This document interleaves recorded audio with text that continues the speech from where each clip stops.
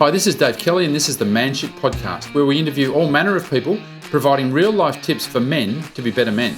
Today I'm interviewing Joey Hayes. Joey is one of Australia's leading and most successful strength and conditioning specialists. Athletes have proclaimed Joey to be their secret weapon due to his unique blend of in-the-trenches knowledge, superior academic qualifications that produce astonishing results in record time. We talk about a bunch of things, including how critical sleep is to performance, COVID-19, and Joey's daily protocols for living. Enjoy the episode. Ladies and gentlemen, it's a great privilege of mine to interview an Australian legend in the field of performance and self-performance and working with athletes all over Australia, but also the country. His name is Joey Hayes. I'm so excited that he's here today. Joey Hayes has earned a reputation as being one of Australia's leading, innovative and most successful strength and conditioning experts. This reputation has been established by phenomenal results in his pit. It's the dungeon. I've been in the dungeon. And I tell you what, that's a place where people sweat and boys are broken and men are made. He's trained and worked with professional sports all over the world and particularly in Australia at elite sporting levels and organisations and individual athletes who have sought him out to build their performance and really get on track with their training, often in the off season to prepare them for the best year they've ever had. He's got training programs and methodologies which are second to none. And his philosophies, you're going to understand as we talk. He's a man who knows his craft incredibly well. He's educated at an incredibly high level and can converse at an in-depth level of inquiry on emerging technologies and in the fields of self-performance and athletic performance. Athletes have proclaimed Joey to be their secret weapon, and that's about right as far as my friendship with him goes. And he's the catalyst behind their results and his success is Joey Hayes. His training programs have resulted in world records, world championship medallions, Commonwealth Games medals. For the Commonwealth, that's the British Empire, for those of you who aren't in the British Empire, back in America, for example, and grand finals, participants in Australian rules football, etc. There's many things I can say, but I want to jump straight in and talk to this man. Joey Hayes, thank you for making the time, man. It's so great to talk to you today. Dave, absolute pleasure, mate. I've been looking forward to this. We finally got our schedules to align, so it's been worth the 6-month wait. Thanks for having me. Yeah.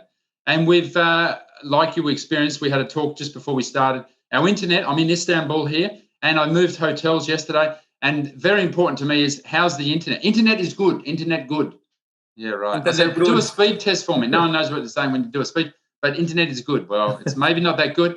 I'm sure the audio is going to come through. We might have a few breaks, Joey, in the video, but that's cool, and we're going to catch it. Now, number one, behind you there is a beautiful picture of a surf break. I'm not sure where that actually is, but you're saying that you've been flogging yourself in the surf the last 4 days and your arms are ready to fall. Yeah.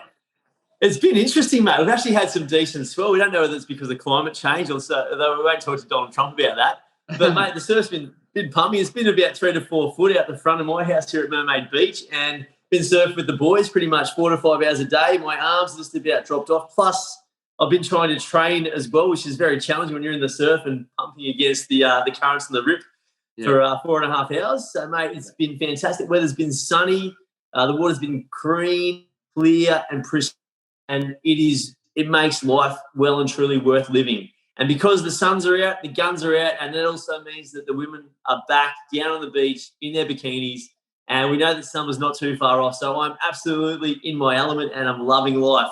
How's Istanbul, mate? Is it hot? Is it cold? What's going on over there? Well, it's come off summer here. And in the time I've been here, I've noticed what seems to happen here as it gets cooler. The pollution becomes a lot more obvious. And I really have noticed in the last week, as the temperatures drop, that there is a lot of pollution here. And I Googled that because I'm thinking, gee, how long do I want to stay here? People I've talked to say, hey, that's a phenomenon that's going to happen all through winter. I'm thinking, gee, how long do I want to? I mean, this city is a fantastic city. It's just got so many elements. It's a city of 17 million people.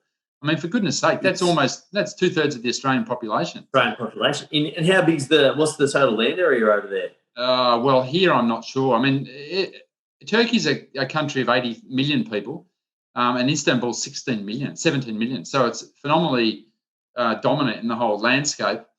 But it's fascinating. I mean, it's just the birthplace of not civilization as such, but in terms of the Ottoman Empire and its extension and through the generations. It's just laden with history. So I love being here.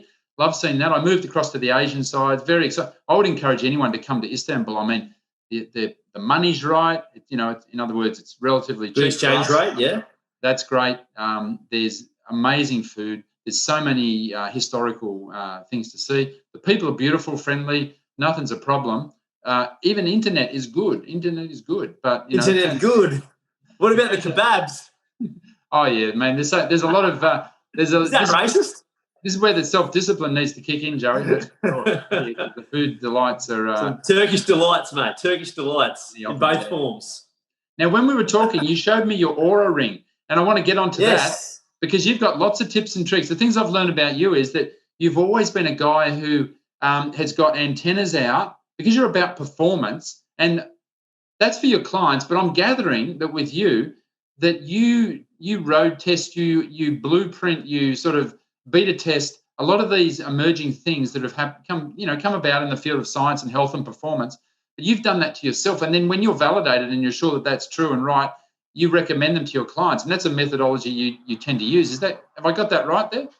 Mate, you're spot on, and that is the analogy. I think it was from Bruce Lee. We want to do today what others do tomorrow. So my goal is to always be at the forefront of performance. So I'll use any and everything, whether from a physio, chiro, nutritional medicine, functional medicine, osteopathy, chiropractic, acupuncture, you name any different technology. I mean, I've got the Halo headsets and Neural Prime. I've got the blue blocker glasses. I've got the magic mushrooms here to just get started. I've got the Healy frequency-specific microcurrent just fresh in from Germany. They've been sent. So, mate, I'm like the human guinea pig. They call me the healthiest man in the world with all the different processes I've undertaken, from intravenous supplementation to private chefs to nutritional diagnostics to functional medicine. I've pretty much tried everything that's legal. I haven't tried anything that's illegal, and I'll test and measure it, see how it works on me.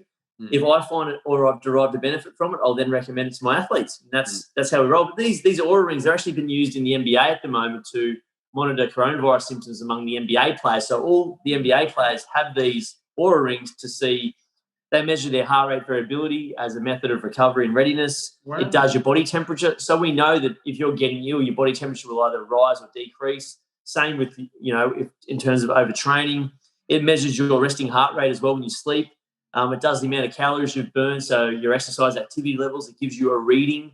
And it also measures your sleep, which is the thing that we have the most benefit from with regard to the Aura ring. So it actually breaks down your sleep. So the length of sleep, the time you've slept, it has your REM sleep, your deep sleep, it has your light sleep, and also the number of hours that you're awake. So you can then quantify how well you've slept. And as we discussed off camera before, your ability to sleep is the number one recovery process you can use. It's actually an athlete's secret weapon, or even an entrepreneur or business person's secret weapon, is that your ability to sleep and recover will dictate how well you perform, both mentally and physically. And we know that, 2 or 3 nights of sleep deprivation will impair performance by 20 to 40% from a strength training perspective or an on-field performance. So It's literally like you're trying to play under 0.05% alcohol. So that's why, our number one focus with our athletes in terms of recovery is not just about massage and stretching and nutrition, it's their sleep. Wow. Would you consider that sleep is, of all those aspects of a person and their habits, what's the most important? Is it sleep? I'd say so, yeah. Well, look, you look at it from a neurological perspective. We know that people that don't sleep between the hours of, I think, 12 and 2 or 2 and 4 a.m. in the morning, they actually end up having psychological disorders. So people that are shift workers and some and other workers like that, we know that they don't get the brain recovery in the phase called the psychogenic regeneration. So we know that they become loopy by not getting sleep. So when I looked at it, it's like, I've done everything with regards to training for my athletes, everything with regards to nutrition, and we touch on sleep, but it's one of the areas that you can control. It's something you can control. You can control when you sleep, how you prepare for sleep. And guess what? It doesn't cost you a single cent. So one of the ways we've had our executive clientele decrease their body fat is solely by sleeping better. So we give them sleep protocols, sleep supplementation. We're like, hey, Joey, I've lost 10 centimeters off my waist. I've actually dropped 5 kilos. I haven't even done any training yet, just by getting them to sleep, because we know that when they're sleeping better, you optimize their hormones. So when you sleep, growth hormone and testosterone and other anabolic factors are released and actually synthesized when you sleep. So we know that if we can get those hormones up, that's like injecting them, but it's a legal method of using them just through natural means through sleep.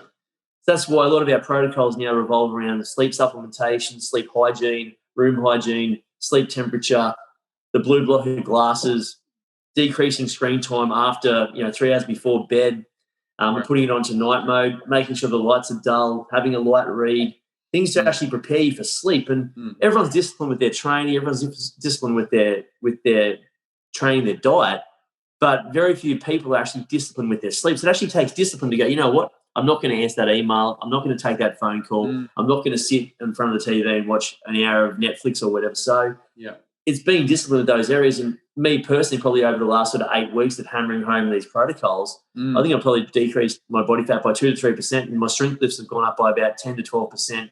And mate, I'm a seasoned lifter. I've been lifting for 20 years. So, and we've seen that with our athletes as well. But not to mention, my business over the last 8 weeks has gone to another level as well, because I've probably got better focus, better clarity, and more efficiency when I'm working. So I'm looking at that going, this thing here, and, when you wake up and you've had a good sleep, you're like, yes, I've had a good sleep. Yeah. So it's another way to positive reinforce what you're doing. So I know I'm not tired in the afternoon. I'm not needing a nap anymore. It's, what is it here? Probably 7:30, 8 o'clock here. I went surfing for 4 hours this morning. I've had a 2-hour training session. And mate, I'm still firing on all cylinders. So sleep is good.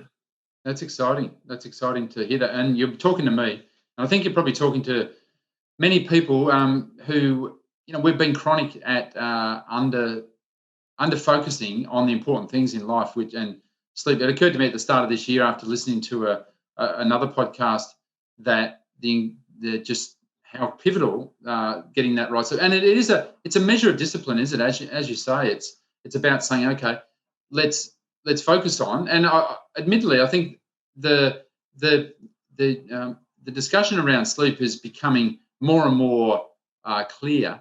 And maybe before then, it wasn't so clear and obvious the benefits of having the type of sleep you're talking about, not just the sleeping hours, but the quality of sleep. And now that that's becoming more obvious, the thing is, well, okay, it's blatantly obvious that's the what to focus on. Now, am I going to do it? Am I going to break the patterns of habits of going out late, eating late? I'm here in Istanbul. They don't seem to eat here, people generally, till 8 or 9 o'clock. So there's a challenge there. Okay, do I want to conform with that? Do I want to move in with that, or do I eat earlier and then give myself the ability to go to sleep? My mum used to say, 1 hour sleep before midnight is worth 2 hours after midnight, that sort of thing. And I always used to find that if I go to bed at 10 o'clock or earlier, I'm a happy boy. I wake up at 1 o'clock and I just wake up happier immediately. Like my body's saying, Dave, I love you. Thank you for that. Yeah.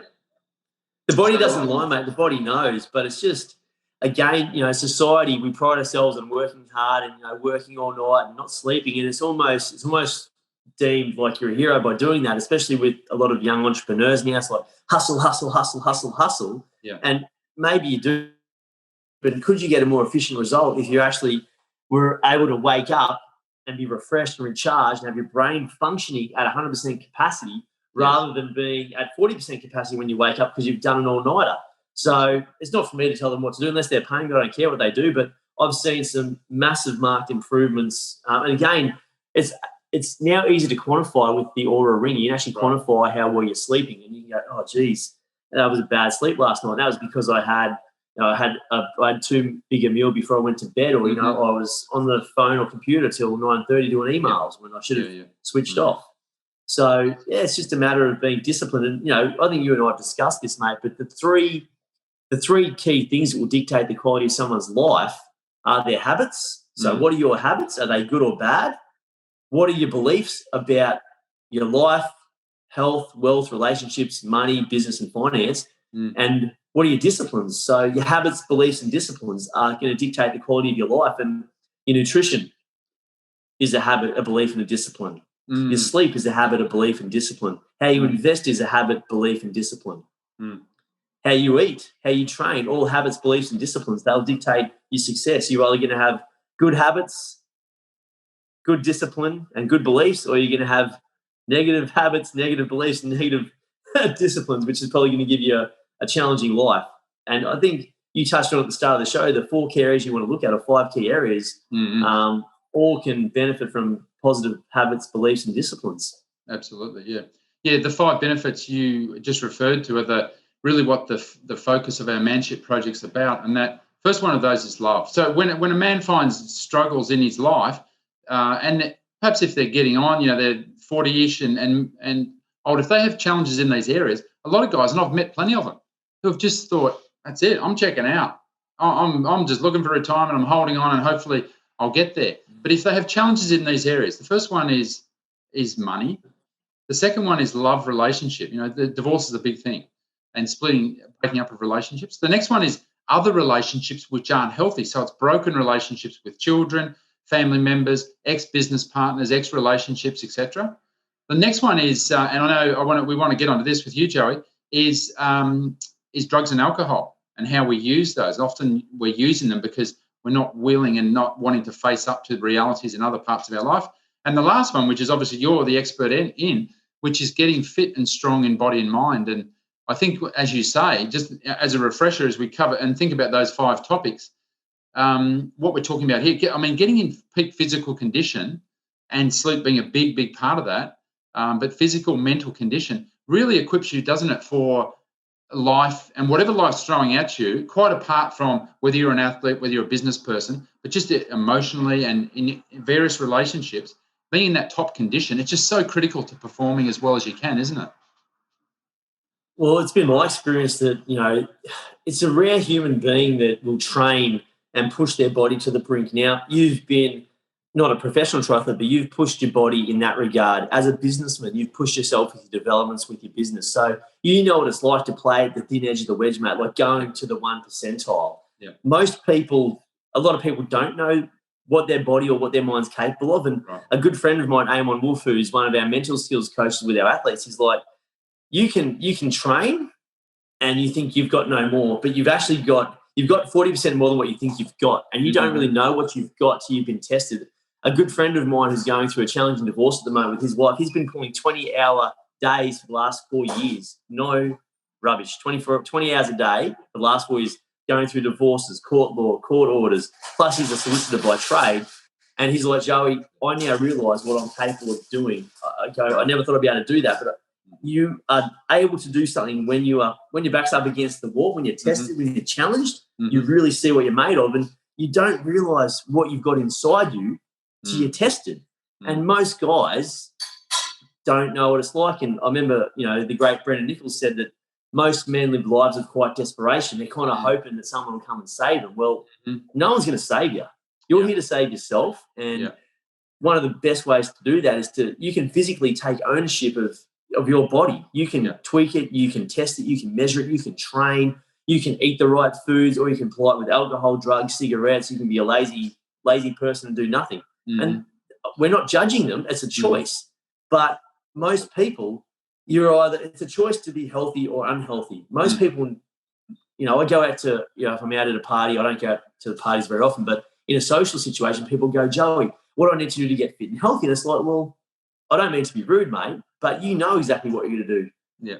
And I'm like, stop eating the stuff you know is bad for you. Stop drinking the stuff that you know is no good for you. Stop those other bad lifestyle habits, whether it's smoking or drugs. You know what to do.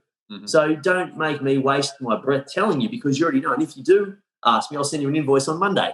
So they know what to do. But most people, it's either laziness or ignorance. In this day and age, you've got no right to be ignorant, because there's a wealth and a plethora of information. So it has to be laziness. But then there's paralysis by analysis. You get on the internet, they say high fat, low fat, high carb, low carb, high protein, paleo, ancestral, primal, intermittent fasting, the mono diet. And people go, far out. There's so much different stuff here. What do I do? Yeah. So then they're confused, or they might try intermittent fasting for a day. They might try keto for a day, and then they don't get any results because they're not consistent with any one modality. So that consistency, as I said, consistency over time leads to massive improvements. I think you said about the Kaizen principle, small incremental improvements over large periods of time lead to massive improvements over long periods of time. So I'd like to think that when you physically train, it builds up resilience, because you're putting yourself through pain in a good way. You've got to break that muscle down, or you've got to push harder, run further, swim further than you've done before to improve yourself. Mm. So it's the great equalizer. You can lie about how much money you make, how successful you are, how many women you've slept with, but the body does not lie. Mm-hmm. You've either been disciplined with your diet, disciplined with your training, but your body doesn't lie. And you've only got one body. You can never trade it in like a car. Mm-hmm. So, a lot of the wealthy clients I've had have got, $300,000 cars. And, it's funny, they complain about buying organic food. It's like, dude, I'm like, how can you take your car into the mechanics? They're like, oh, mate, once a month. I'm like, how can you take your body in for a massage? And they just go, there's just crickets. I'm like, excuse me? How can you go in for a massage? Oh, that's a waste of money. I don't need a massage. Well, mate, you take your car in and you can buy a new car, but you've got this body, mate. Knee replacements, hip replacements, shoulder reconstructions, being in chronic pain, having disc surgery on your back. That's a lot of money and it's a lot of pain. I'm pretty sure that when you retire, my friend, that you want to be able to be pain-free, healthy, energetic, being able to explore the world, experience the world, do all those things that you've worked your ass off for the last 40 years. But if you get there, you've got heart disease, diabetes, you're in pain, you've got sleeping disorder, you can't sleep, you can't keep your missus satisfied, you can't pick your kids up. That's not a very high quality of life. But we've got the opportunity right now to change it instantly. And this is how amazing the human body is. It adapts so quickly. You can eat shit food for years. It's an amazing adaptable beast, but you start eating healthy, you start exercising, your insulin sensitivity improves, your lean muscle improves, your life changes. And you can do it anytime. I mean, we had a guy fly over from the UK, back in March. He's dropped 28 kilos. Wow. Since March. And he's a CEO of one of the top CEO of a $1 billion company from the UK. Wow. So we've seen people change, but how we've had to do that is through things that I do a little bit differently. Is that rather than trying to be your best friend, I'm not really worried about the friendship. I want to get a result. So some of the psychological warfare we've used on our clients, I'm not going to go into it, but we need to change this, and then grow a set of these, basically, to be able to get those long-term sustainable results. So, it's the brain, the heart, and the balls. And when those things connect up and link up together for a common goal, mate, life is a fantastic thing. And you'll find that, most people will achieve those goals if they've got a big enough why. And for him, it was his family. I just said to him, I said, look, your blood chemistries are off the charts, mate. They're not in a positive light. And if you keep going down this path, you won't see out the next 3 years. And you've got children, you've got grandchildren. So for him, the impetus wasn't on him because he's all about family. So we had to use that to manipulate him to get the desired outcome. And, mate, he's in tears. He's crying as to how happy he's been and how sustainable this is. He's just the before and after. I'm like, you're 3 chins, mate. Where have they gone? Yeah. And he's like, Joey, he's like, mate, I've got one complaint. I'm like, all right, I'm listening. What is it? He goes, I've had to go and buy a whole new wardrobe. You prick. There you go. So I said, mate, if that's the biggest problem you got, we're pretty happy with that. I've always believed, Joey, that the body is such a pristinely built machine. It's divine. It's divine. It's divine, and yet we're most of humankind wants to throw all these pollutants down it and expect it to work pretty well. And yet, if we for example, I've seen people who have changed smoking, or they've stopped smoking, for example, and all of a sudden, in a very short space of time, those lungs start to heal themselves. They get rid of all that shit that's built up and all these pollutants and noxious, terrible chemicals and things. Amazing, isn't it? As soon as we make that decision, we're just cooperating with nature. Nature wants us to be operating in a premium sense. And sure, we age and things change as that goes on. But if we just stop doing the stuff that's no good for us, then that puts us in a trajectory that's awesome. One thing, it's interesting being here because I would estimate that 80+% of adults smoke cigarettes, which is very confronting because I grew up in a household that was a smoking household, and I was always very sensitive to it, and I guess I became pretty used to it over the years. But then, you might remember through the 80s and the 90s, now in Australia, you can't, pretty much the smokers are, they're the scourge of society. They're paying $30+ per packet of cigarettes because the government's trying to tax them out of existence. Now, the burden on the health system is so great. They're trying to, peg it back by taxing these guys. They also now put them in little pens where they have to do that dirty habit outside. I love them in Japan, mate. When I get off and go skiing in Japan, I get to the airport and there's the smoking room. I'm like, oh, that's the modern day death chamber in there. There you go. And it's so interesting being back here where there is no limits to smoking. And I'm just kind of thinking, and then I was with a friend the other day, driving along, and she's in a brand new car. And dude, you cut out of me again. Yeah, we're having some. I can hear you now. Oh, there we go. We're back. Cutting in and out. Yeah, we'll just keep going. Yeah. And I was with a friend in the car, and she was in a brand new car, and she's in a brand new, $40,000 car, and she's smoking a $1 cigarette. And I've always been humorous, Joey. The people don't want that smoke to infect the car, and so they're blowing smoke out the window.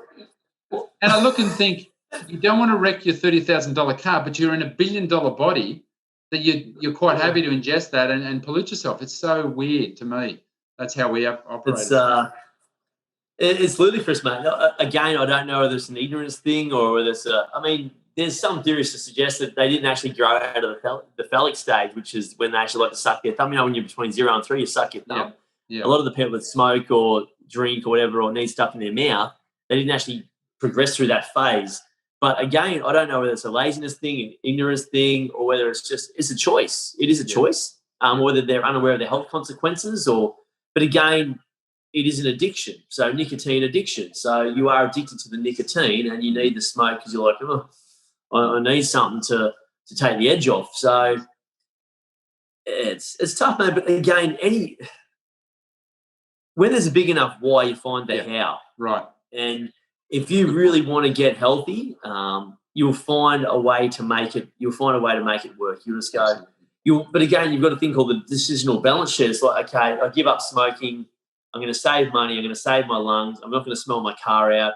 Yeah. But I love the social interaction because when I go out, everyone else smokes. So then I'm going to be on the social outer. We go out for our smoke break at work or at little lunch or whatever.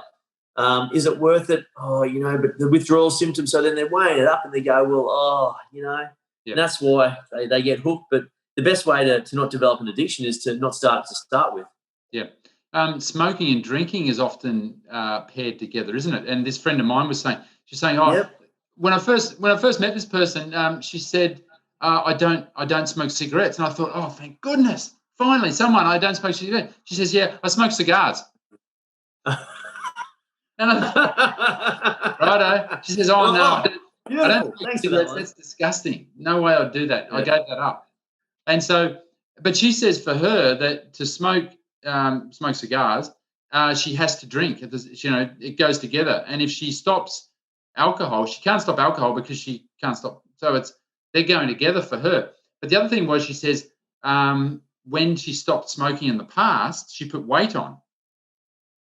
So I don't know, because I've heard that as well, because apparently taking that tension away or whatever it is. But we're complex beings at a mental level. But Joey, in terms of, and the first question I had on my schedule here was, what's more important, physical or mental fitness and strength to build the best person possible? And I'd love your thoughts on that. What's more important? Is it physical or is it mental strength and adaptability?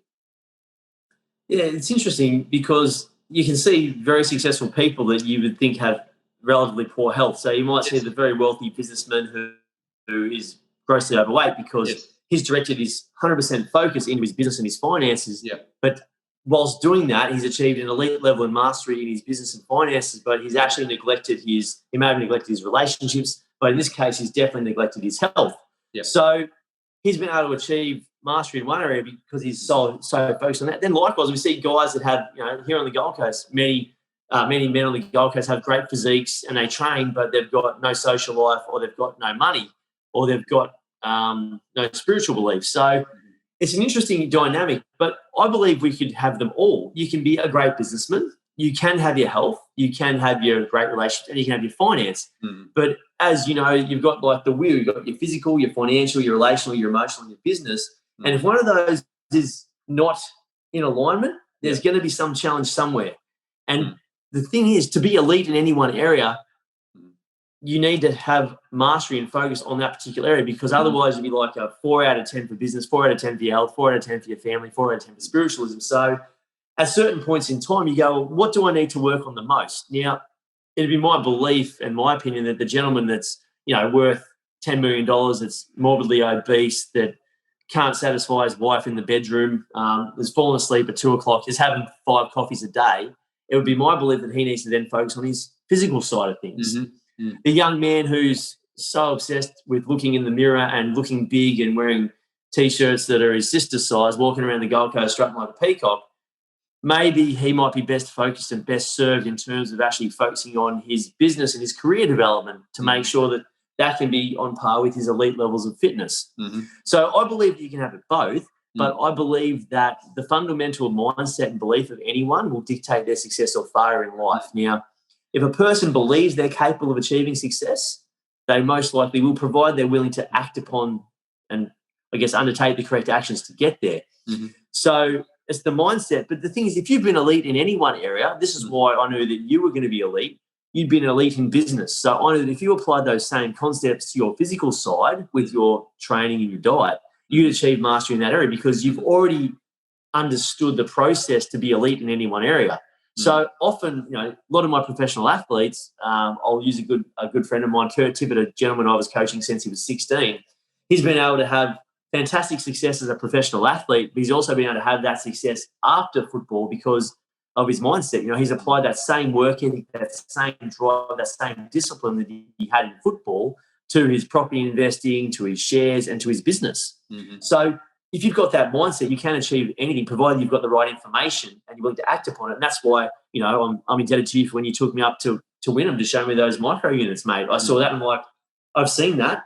I can do that. And I've also achieved a high level of success in my business and my health. I'm pretty sure I can do that with investments and my property development stuff.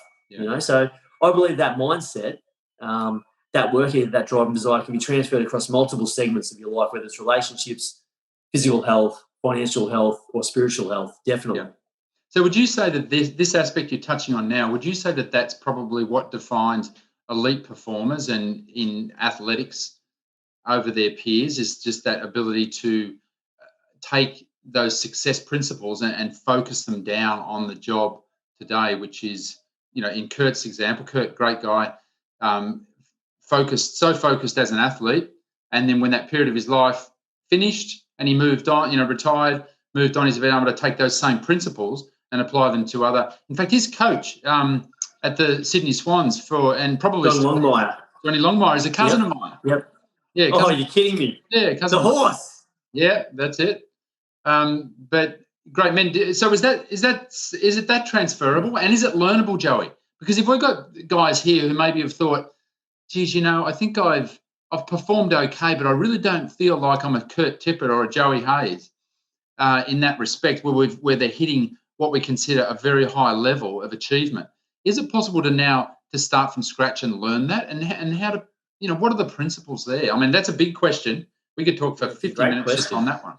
And we discuss that all the time, with philosophy and whatnot, and how do you get a person that's playing at 60% and get them up at 80%, 80% up to 100. So, mate, I believe that with a growth mindset, anything is possible, which means that a growth mindset is a concept that Carol Dweck, who is a world-renowned sports psychologist, came up with. And a growth mindset is someone that believes that they are capable of achieving and learning more and growing and evolving. So they believe their abilities are able to be learned and improved, where a person with a fixed mindset says, I was just born like this. I can't do anything to improve my situation. I can't get any smarter. I can't get any healthier. I can't get any better in business. That my abilities are fixed. The best athletes have a growth mindset, and the best business people do. They're always learning. They're always growing. They're always evolving.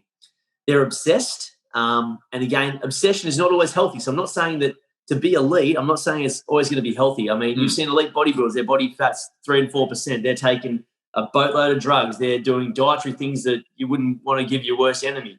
But they're in the top 1% and they're obsessed. Mm-hmm. The best athletes are never satisfied. They are always looking for a better way. That's why I've been fortunate enough that they come and work with me, because they're like, I'm one of them. I'm obsessed with finding a better way, a quicker way, a superior way, a more efficient way to get athletic results with minimal risk of injury. A great point. I've always been mystified because I place a lot of value on the mental state of a person, because I think that determines belief structures, and then it determines actions. But then I'm mystified when I look at someone who's grossly obese, for example, and that's a good example. That's the one I often think of. And I think, wow, that person's maybe they've chased, and there's a saying that says something like a person will chase money and not prioritize their health, and then they'll swing around and spend all their money trying to get their health back, something like that.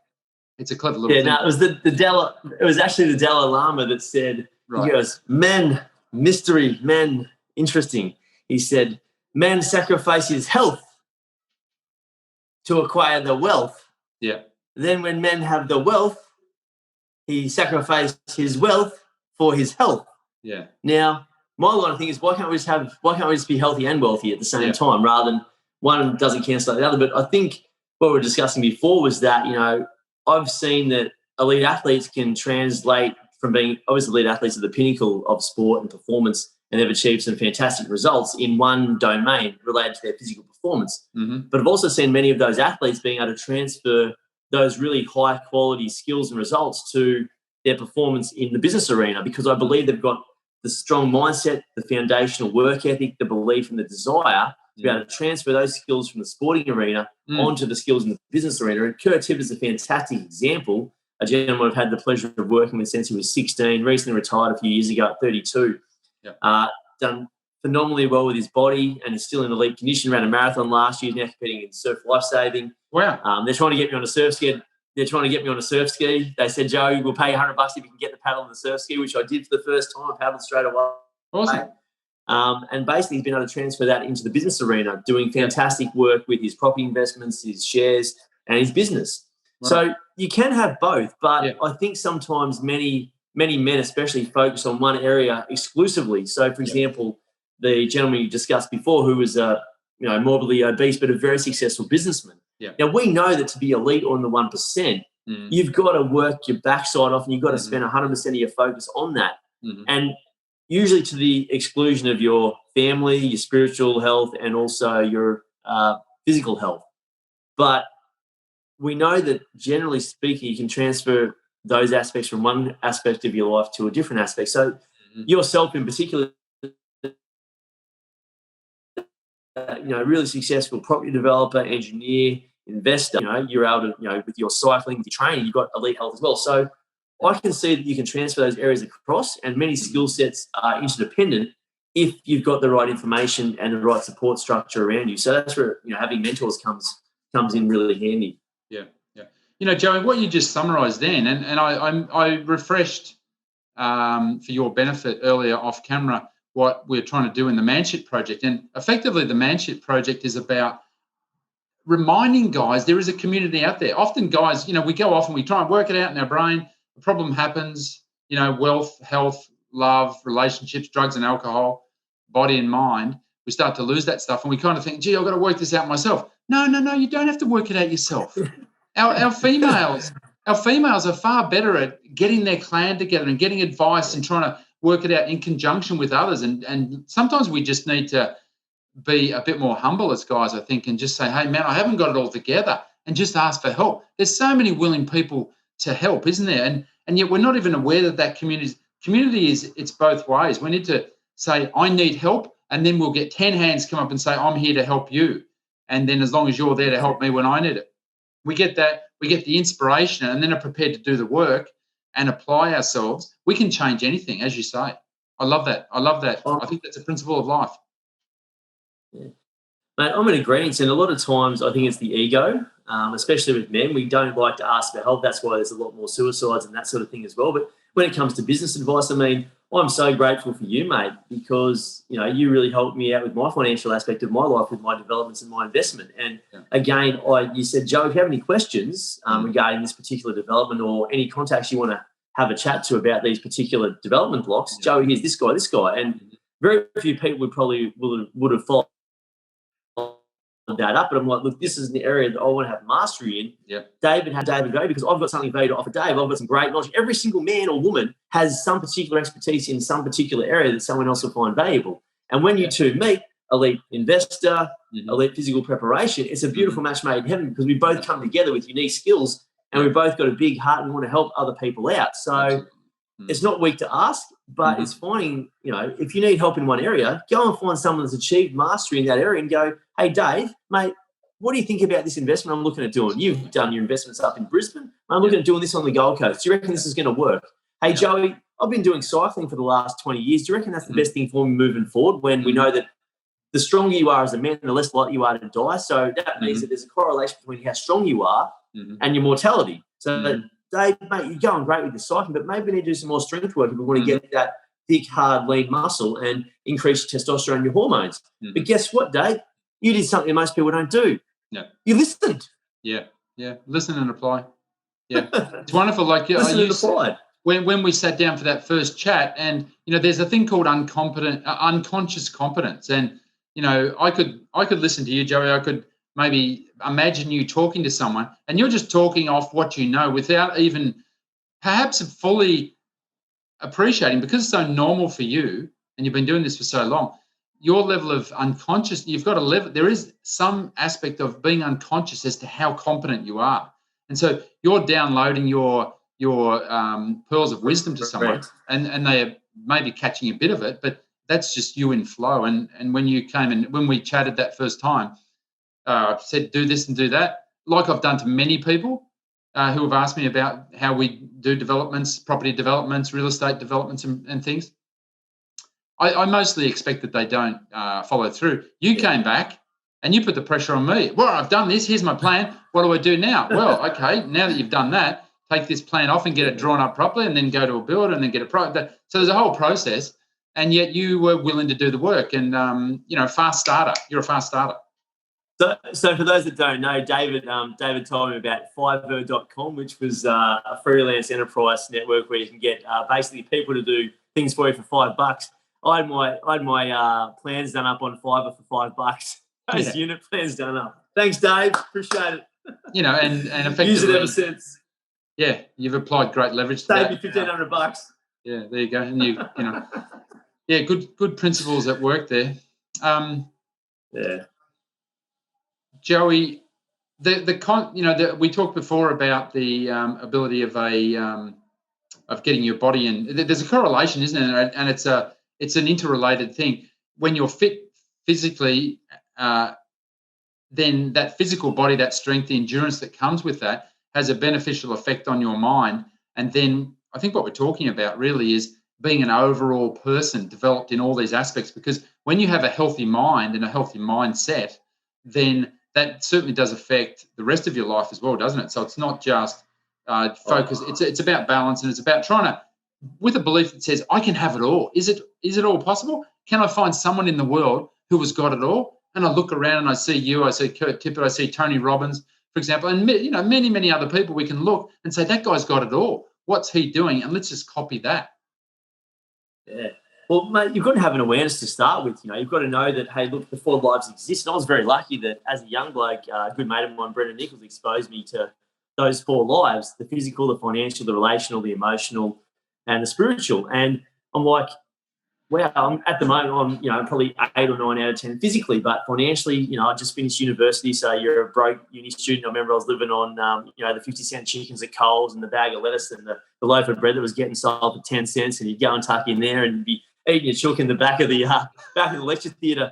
But it kind of highlighted, I sort of thought, you know what, I want to have that life, because I see this gentleman, and there's only 3 or 4 guys I know in my life that have 10 out of 10 financially, 10 out of 10 physically, 10 out of 10 spiritually and relationally. It's a very fine balancing act, and it takes a monumental man or woman to be able to do that. And that's my goal for my life. And again, I want to make sure I'm setting an example for my athletes. So, when my athletes get their first contract, I'm like, look, this is what I would recommend. You don't have to, but you want to invest that. You're not going to piss it up against the wall. You're not going to develop a gambling habit. You're going to invest it. And you want to lead by example and show, okay, well, this is how Joey lives his life. This is how Dave lives his life, and set the example. I think it's a very interesting analogy, but having an awareness of that. And I call it the modern day Renaissance man. He's not just one dimensional. So yes, you're a successful businessman, but is that all you are? What about being a fantastic father? What about being a fantastic mate? What about being a fit human being? What about being spiritually evolved? What about being emotionally evolved? So it's more than just being fit, rich, lots of spiritual people in Byron, mate, that aren't physically fit, that aren't financially fit, but they've got 10 out of 10 for their spiritual stuff. Right. So I reckon we deserve a fully engaged life, and having an awareness of that, I think is a start, and then finding people that have mastery in those areas is cornerstone to that, and go, well, look, that's the life I want. And it's also that wheel of balance, because if one of those things is out of balance, that's when life's going to get really challenging. Right. You're a wealthy businessman, but you're grossly overweight and obese. You get heart attack, diabetes, heart disease, your penis doesn't work, or you get cancer. That's a big price to pay when you could have prevented that potentially through diet and exercise and sleep, positive thoughts. Or, you're spending all the time at work and your partner's neglected, and then hang on, she says, like 20 years later, hey, see you, mate, I'm out. You marry your business. You married your business. Exactly. So, or you got the really fit guy who's got no business, no money and nothing, but he's got a great body. So I never wanted any of that. And for my athletes, and I've said this to my young athletes, to my professional, I want you guys to have an awesome life, and whatever your definition is, but hey, let's be aware of our spiritual side, our financial side, our physical side, and our relationship side. I mean, I had a chat with Kurt, a few weeks ago, and he said that when you are an athlete, you are neglecting a lot of things. You're neglecting a lot of your friends that because you're not able to socialise as much, because you can't go out and sink piss on a Friday, Saturday night, because that's what most kids between 20 and 30 are doing. You're a professional athlete. You're playing. You're expected to adhere to the code of conduct with the club. You're not expected to go out after 8 o'clock at night. You're meant to be in bed, ready, prepared to play. So you make a lot of sacrifices, and you're very disciplined. So you can apply those other aspects of your life as well, which is great, and hopefully achieve the same level of success in those areas if you have the right information. So, Joey, that's awesome. You kindly said to me at the start of the when I started to realise how many great topics there are to chat, and I said, maybe we can break this into 2 sessions, and you kindly agreed to that. So, to my Aussie mate back there, we're just going to have a little break for a few minutes. Look for version 2. When we come back for the second part of our interview, we're going to be talking about great things like alcohol-free. This bloke been alcohol-free his whole life, and when I first met the guy, I thought, he's got some great things to say, but that alcohol-free stuff, shit, I'm not sure about that. I think he's a bit of a freak. Anyway, and now I find myself being exactly that way myself. We're going to talk about the coronavirus and how that has had an impact. And we're also going to talk briefly what our global perspective on what we individually think is going on in the bigger scheme of things with coronavirus. And we're going to just talk about a few more things about elite performance. So, Joey, I'll see you in part 2. Love you, man, and thank you for your time. It's been great. Thanks, guys. Enjoy, Dave. I love that hat. He comes from a land down under. Dun, dun, dun, dun, dun, dun.